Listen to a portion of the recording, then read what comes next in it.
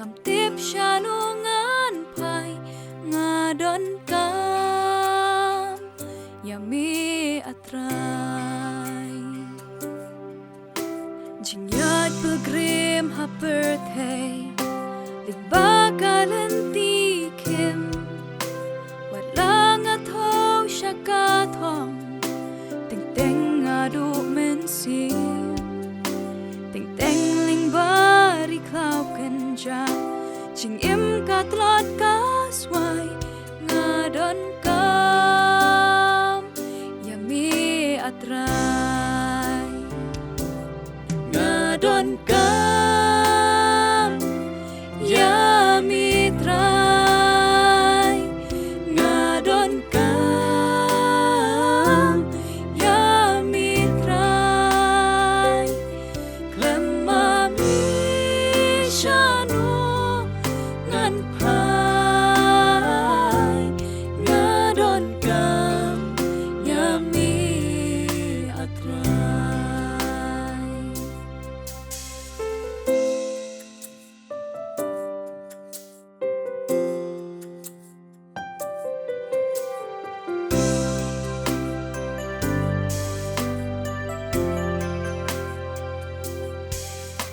Ngapet syakmat dan cingdum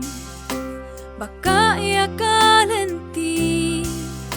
jinget kasdang senjorno haba jubab ngam i ngarakik tinggalan ya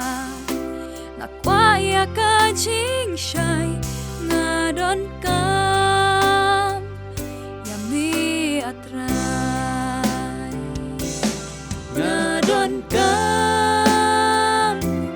yami trai ngadon kam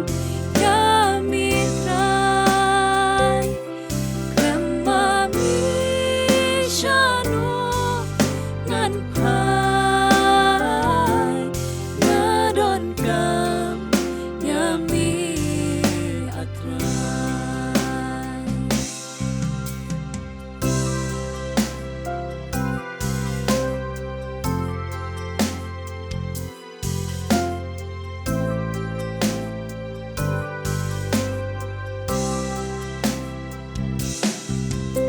Kisnem kinang yay telon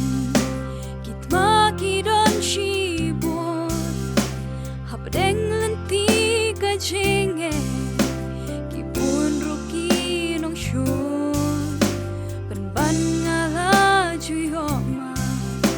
utray rengkat bat nga ubat skem kakti jongan ngadon kam yami trai ngadon kam yami trai klemami shanu ngan pai ngadon kam yami atrai ngadon kam yami trai ngadon kam yami trai klemami shanu ngan pai ngadon kam yami atrai ngadon kam yami atrai ngadon kam yami atrai